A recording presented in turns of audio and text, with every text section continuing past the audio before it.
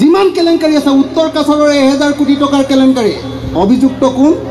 হিমন্ত বিশ্ব শৰ্মা হয়নে লুই বাজাৰ কেলেংকাৰী অভিযুক্ত কোন হিমন্ত বিশ্ব শৰ্মা সাৰদা কেলেংকাৰী অভিযুক্ত কোন হিমন্ত বিশ্ব শৰ্মা সাৰদা কেলেংকাৰী ৰাজসাক্ষী হৈছেগে ৰাজসাক্ষী মানে কি জানে নে নাই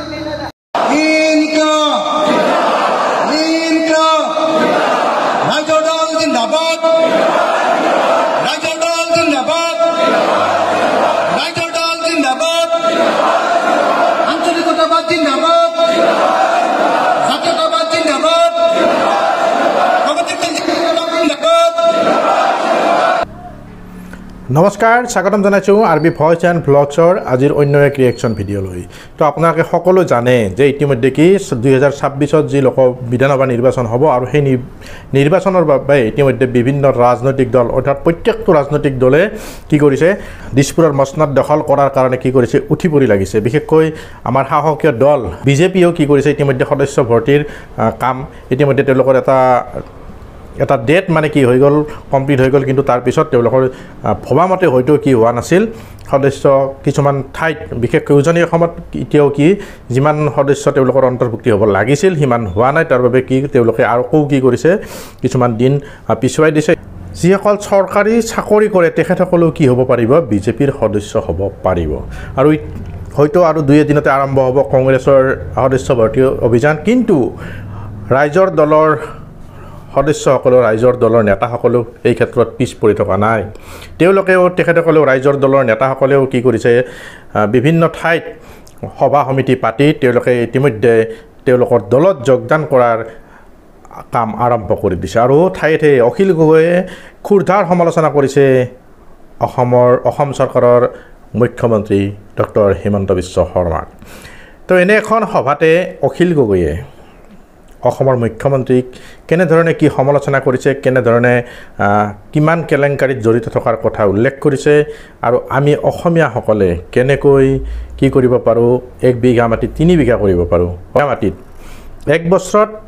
1 বিঘা মাটিত 3বাৰ খেতি কৰিলে অৰ্থাৎ তেনেকৈ 3 গুণ উৎপাদন কৰি অৰ্থাৎ 1 বিঘাত 3 গুণ কৰাৰ কথা কেনেধৰণে সুন্দৰকৈ বৰ্ণনা কৰিছে আৰু অসমীয়াসকল কেনেকৈ উন্নতি হ'ব অসমীয়াসকলে কেতিয়া কি কৰিব পাৰিব চৰকাৰক উভতাই দিব পাৰিব ধন যে চৰকাৰৰ আঁচনি নহয় চৰকাৰক সহায় কৰিব পাৰিব তেনেকুৱা ধৰণৰ এক বক্তৃতা আগবঢ়াইছিল আৰু আমি আজিৰ ভিডিঅ'টোত সেই বক্তৃতাটো আগবঢ়াইছোঁ আপোনালোকলৈ যিসকলে সেই বক্তৃতাটো এতিয়ালৈ শুনা নাই তেখেতসকলে চাই লওক বক্তৃতাটো আৰু অখিল গগৈৰ সেই কথাখিনি কিমান সত্য কিমান অসত্য বা কেনেকুৱা বুলি ভাবে যুক্তিযুক্ত আছেনে নাই সকলোখিনি চাই লোৱাৰ পিছত আপোনালোকে আপোনালোকৰ কমেণ্ট জনাব পাৰিব আপোনালোকে কমেণ্ট কৰিব পাৰিব সেই বিষয়ত কমেণ্ট বক্সত আৰু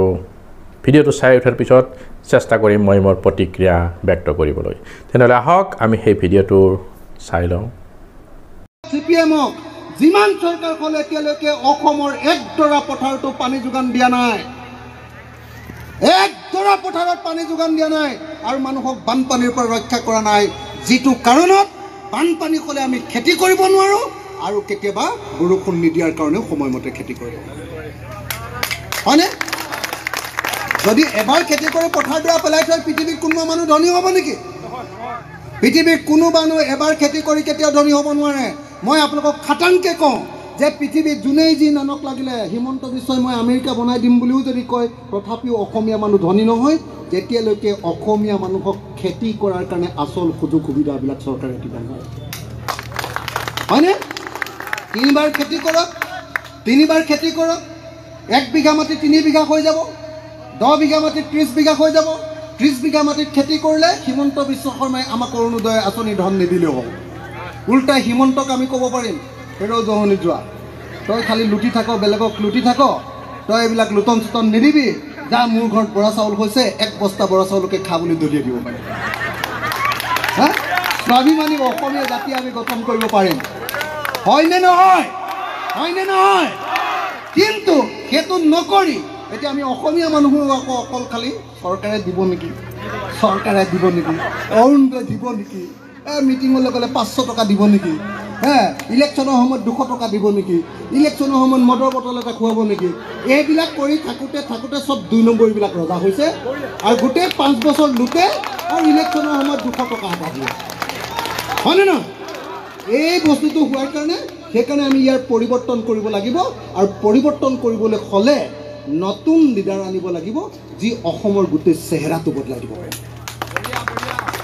হিমন্ত বিশ্ব শৰ্মাই অসমৰ পৰিৱৰ্তন কৰিব নোৱাৰে হিমন্ত বিশ্ব শৰ্মা অসমৰ ৰাজনীতিৰ আটাইতকৈ 2 নম্বৰী পলিটিচিয়ান অসমৰ সব কেলেংকাৰী যিমান কেলেংকাৰী আছে উত্তৰ কাছাৰৰ 1000 কোটি টকাৰ কেলেংকাৰী অভিযুক্ত কোন হিমন্ত বিশ্ব শৰ্মা হয়নে লুই বাজাৰ কেলেংকাৰী অভিযুক্ত কোন হিমন্ত বিশ্ব শৰ্মা সাৰদা কেলেংকাৰী অভিযুক্ত কোন হিমন্ত বিশ্ব শৰ্মা সাৰদা কেলেংকাৰী ৰাজসাক্ষী হৈছেগে ৰাজসাক্ষী মানে কি জানে নে নাই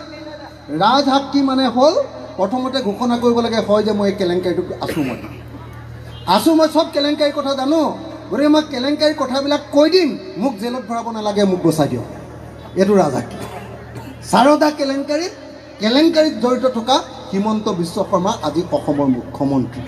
আৰু তেওঁ এতিয়া মাজে মাজে কৈ থাকে যে অসমখন মই দুৰ্নীতিমুক্ত কৰিলোঁ মই ভাবোঁ যে কেতিয়াবা ইমান গেলা মানে ফটাকানিখনেৰে টেবুলখন মোহাৰিলে টেবুলখন চাফা হ'ব জানো হয়নে নহয় কওক আটাইতকৈ গোন্ধোৱা ফটাকানিখনে হ'ল হিমন্ত বিশ্ব শৰ্মা হয়নে অসমৰ হয়নে নহয় কওক আটাইতকৈ কেলেংকাৰী কৰা মানুহটোৱে হ'ল হিমন্ত বিশ্ব শৰ্মা আৰু সেই মানুহটোৱে কৈ থাকিবলৈ আমুক কেলেংকাৰীত ধৰিম তামুক কেলেংকাৰীত ধৰিম মই ভাবি থাকোঁ যে ভাল চোৰক মূৰে ফালে এই পৃথিৱীৰ আটাইতকৈ 2 নম্বৰী মানুহটোৱে এতিয়া কৈ থাকে যে অসমখন মই বেলেগ দুনিয়া বনাই দিম বুলি হয়নে নহয় তো মই বেছি দীঘলীয়া নকৰোঁ চৰ্টে ৰাইজ মই এটা কথা ক'লোঁ যে যদি সঁচাকৈ অসমখন ধনী কৰিবলৈ হয় প্ৰথম আমাৰ খেতিৰ ব্যৱস্থাটো বদলাই দিব লাগে এতিয়া এবাৰ খেতি 3বাৰ খেতি কৰিব লাগে খেতিৰ পৰা যিবিলাক বস্তু উৎপাদন হয় সেইবিলাকৰ দাম পাব লাগে পুৰা দাম পাব লাগিব 2 নম্বৰ বজাৰখন গোটেই বাহিৰৰ মানুহৰ হাতত আছে সেই বজাৰখন আমাৰ অসমৰ মানুহৰ হাতলৈ আনিব লাগিব 4 নম্বৰ কি কৰিব লাগিব যে ইণ্ডাষ্ট্ৰি প্ৰত্যেকৰ গাঁৱে গাঁৱে ইণ্ডাষ্ট্ৰি বনাব লাগিব আজি বেংগলোৰত থকা ল'ৰাবিলাকক ঘূৰাই আমি কেনেকৈ আনিব পাৰিম আমাৰ গাঁৱৰ প্ৰত্যেকগৰাকী মা খুৰীয়ে কেনেকৈ চাকৰি পাব সেইটো গৈ কোনো পধ্যে গৈ সেই টাটা কোম্পানীয়ে অনা চাকৰিত গৈ আমাৰ মায়ে চাকৰি পাব নোৱাৰে মোৰ খুৰীদৈ মোৰ পেহীদৈ মোৰ পেহাদৈ মোৰ দদাইদৈ মোৰ দাদাই মোৰ ভাইটিয়ে মোৰ ককাইদৈয়ে কেতিয়াও চাকৰি পাব নোৱাৰে চাকৰি পাবলৈ হ'লে প্ৰত্যেকখন গাঁৱত ইণ্ডাষ্ট্ৰি বনাব লাগিব এনেকুৱা কোনো ৰাজনৈতিক দল নাই যি গাঁৱত ইণ্ডাষ্ট্ৰি বনাম বুলি এতিয়ালৈকে কৈছে শ্ৰদ্ধেয় ৰাইজ মই আপোনালোকক এটাই কথা ক'ব খুজিছোঁ যে ৰাইজৰ দলে সংকল্প লৈছে যে আমি অসমৰ ৰাজনীতি পৰিৱৰ্তন কৰিম আমি সংকল্প লৈছোঁ যে বিজেপি আৰু তেনেকুৱা ধৰণৰ ফেচিষ্ট শক্তিবিলাকৰ হাতৰ পৰা আমি অসমৰ ৰাজনীতি কাঢ়ি আনিম আমি সংকল্প লৈছোঁ যে অহা 26 চনৰ যিটো নিৰ্বাচন হ'ব সেই নিৰ্বাচনত ৰাইজৰ দলৰ সহযোগ নোহোৱাকৈ অসমত কোনেও চৰকাৰ কৰিব নোৱাৰিব 26 চনৰ ইলেকশ্যনত ৰাইজৰ দলৰ MLA অতি কমেও 15ৰ পৰা মিনিমাম 15ৰ পৰা 20 জনক আমি জিকাম আৰু এতিয়া অখিল গগৈ অকলে হিমন্ত বিশ্ব শৰ্মাক কপাই আছে আমাৰ 20 জন বা 15 জন MLA যদি যাবলৈ হয় হিমন্ত বিশ্ব শৰ্মাটো মূৰ্ছা যাব লাগে বা যি চৰকাৰ নহওক লাগিলে আমাৰ মতে কাম কৰিব লাগিব আৰু যদি আমাৰ মতে কাম কৰে তেতিয়াহ'লে অসমৰ প্ৰত্যেকখন গাঁৱৰ দুখীয়া মানুহৰ প্ৰত্যেকটো কাম আমি কৰাই ল'বলৈ সক্ষম হ'ম সেইকাৰণে মই আপোনালোকৰ ওচৰলৈ আহিছোঁ আপোনালোকৰ নতুন সমষ্টি চিচি বৰগাঁও নহয় চিচি বৰগাঁৱৰ সমষ্টিটোত আমি ৰাইজৰ দলক জিকাব পাৰিম নে নোৱাৰিম এবাৰ সঁচাকৈ জিকাব পাৰিম নে নোৱাৰিম প্ৰথমবাৰৰ কাৰণে এটা চান্স পাইছোঁ অপেন সমষ্টি হৈছে এবাৰ ইয়াৰ পৰা ৰাইজৰ দলৰ কেণ্ডিডেটক আপোনালোকে জিকাই দিয়ক মই আপোনালোকক প্ৰতিশ্ৰুতি দিছোঁ কেণ্ডিডেট যোনেই নহওক MLA ময়ে নিচিনা হ'ব ইয়াতে মই নিজে থাকি লৈ আপোনালোকৰ সমষ্টিৰ প্ৰত্যেকটো সমস্যা সমাধান কৰিবৰ কাৰণে বানপানী সমস্যা যদি সমাধান নকৰে চৰকাৰখন একদিনৰ ভিতৰতে লুটিয়াই দিম চৰকাৰ ভাঙি দিম এনেকুৱা পৰিস্থিতিলৈ লৈ যাম গতিকে মই আপোনালোকক আৰু এটা সমস্যা ইয়াত হৈ আছে মই গম পাইছোঁ কালি পৰহি এটা ডাঙৰ আন্দোলন চলি আছে ধেমাজিত চলিছে গোগামুখত চলিছে যে মিচিং সাহিত্য শাসিত পৰিষদত কিছুমান গাঁও নতুনকৈ অন্তৰ্ভুক্তিৰ বিষয়টোক লৈ এটা বহুত টেনশ্যনত আছে মানুহ নহয় জানো হয়নে নহয়? আমি ইয়াত থকাটো 100% মানুহ ইয়াৰ খিলঞ্জীয়া অসমীয়া মানুহ হয়নে নহয়? কেলেংকাৰীৰ কথাটো প্ৰমাণ সহকাৰে কাৰ হাতত কি তথ্য আছে সেয়া, কিন্তু আমি এটা কথা আমাৰ উপলব্ধি হৈছে যে আমি সদায় কি কৰোঁ, আঁচনিৰ নামত হাত পাতি বহি থাকোঁ যে চৰকাৰে আমাক আঁচনি দিব, সেই আঁচনিৰ টকাৰে আমি চলিম। কিন্তু সেয়া নকৰি অখিল গগৈ কোৱাৰ দৰে যদি আমি বিজ্ঞানসন্মতভাৱে কি কৰিব পাৰোঁ, কৃষি কৰ্মত যিসকলৰ খেতি কৰা মাটি বা খেতিৰ প্ৰতি আগ্ৰহী তেখেতসকলে যদি খেতি সঁচাকৈ কৰে, প্ৰকৃতাৰ্থত যদি এজন খেতিয়ক হয়, আজিকালি বিজ্ঞানসন্মতভাৱে খেতি কৰিলে নিশ্চয় তেখেতে লাভৱান হ'ব। তো আমি সততে কি এতিয়া চৰকাৰে বিভিন্ন ধৰণৰ আঁচনিৰে আমাক কি কৰিছে, অসমীয়াসকলক এলেহুৱা কৰি লৈ গৈছে বুলি মই ভাবোঁ। আপোনালোকে কি ভাবে? হয়নে নহয় কমেণ্ট বক্সত আপোনালোকৰ মন্তব্য জনাব। যদি আমি চৰকাৰৰ সেই ধনকেইটা যি আঁচনিৰ ধন আমি লৈ যদি তাক আমি সৎভাৱে সৎ প্ৰয়োগ কৰি আমি অধিক কি কৰিব পাৰোঁ, টকা ইনকাম কৰিব পাৰোঁ, তাক মানে পইচাটো বঢ়াই নিব পাৰোঁ, তেতিয়াহ'লে আমাৰ নিশ্চয় কি হ'ব,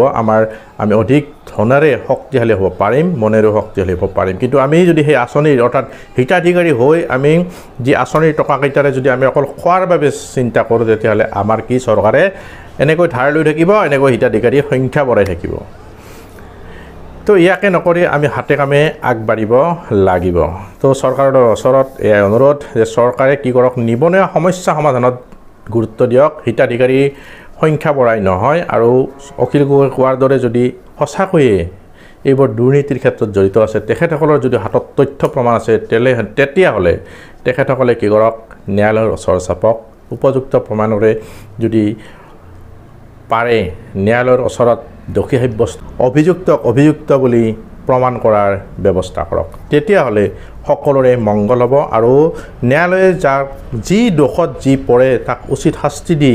ভৱিষ্যতে যাতে কি কৰে, কোনো লোকে বা কোনো মন্ত্ৰী বিধায়ক বা যিকোনো হাত দীঘল শক্তিশালী ক্ষমতাশালী ব্যক্তিয়ে এনেকুৱা ধৰণৰ কি কৰিব নোৱাৰে, তাৰ এক ব্যৱস্থা কৰক, এক আইন প্ৰণয়ন কৰক, যি আইনৰ দ্বাৰা ৰাইজৰ সম্পত্তি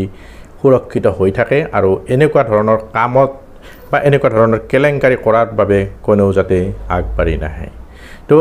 আজিৰ ভিডিঅ' ইমানতে সামৰণি মাৰিলোঁ। পৰৱৰ্তী ভিডিঅ'ত লগ পাম, তেতিয়ালৈ বাই বাই।